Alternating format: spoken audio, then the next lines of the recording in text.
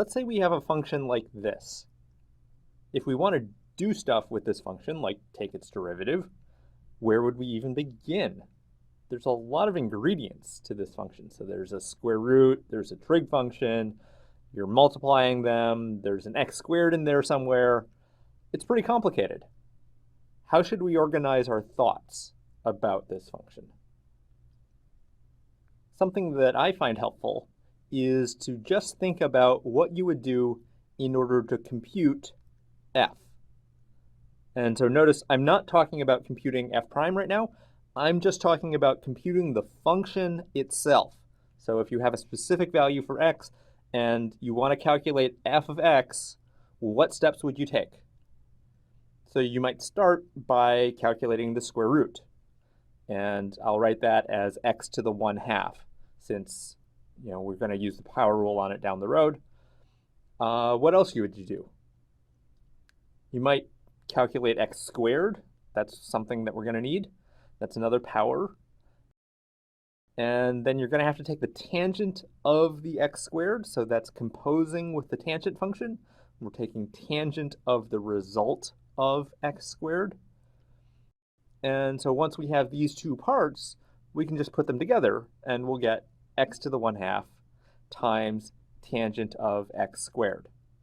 And that's our final function, f of x. So this last step, we're just multiplying these two things together.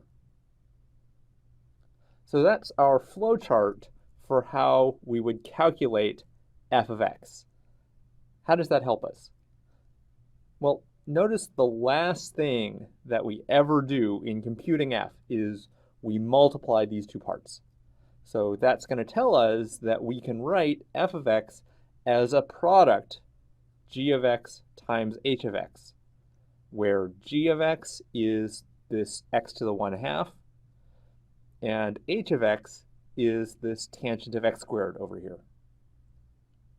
So now, if we want to differentiate f, we know how to start, because we have f written as the product of two simpler functions. So we can use the product rule. F prime is just going to be the first function times the derivative of the second, plus the second function times the derivative of the first. Now we're still going to have some work to do to calculate h prime and g prime, and it might not be straightforward to do that, but the point is that h and g are simpler functions than f. And so by analyzing f and realizing that, hey, it takes this product form, that allows us to reduce the problem to these simpler functions h and g that come together in this way using the product rule. So let's keep going. We have g of x being x to the 1/2, and then h prime, that means we have to take the derivative of tangent of x squared.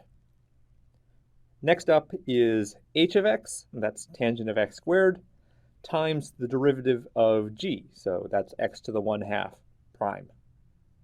So here we've got x to the 1/2 times, and then we need the derivative of this tangent of x squared. Now, if it was tangent of x, we'd know exactly what to do, because that's one of our basic functions. But instead, it's tangent of x squared. So we can substitute a u for the x squared, and we're using the chain rule here. So we need the derivative of the tangent function, that's secant squared, applied to our u. And then we need the derivative of u tagging along, so that's 2x. And then for our next term, we have the tangent of x squared, and then for the derivative of x to the 1/2, that is just the power rule, so we're going to get 1/2 times x to the 1/2 minus 1. And we're done with all of our derivatives. The rest is just algebra.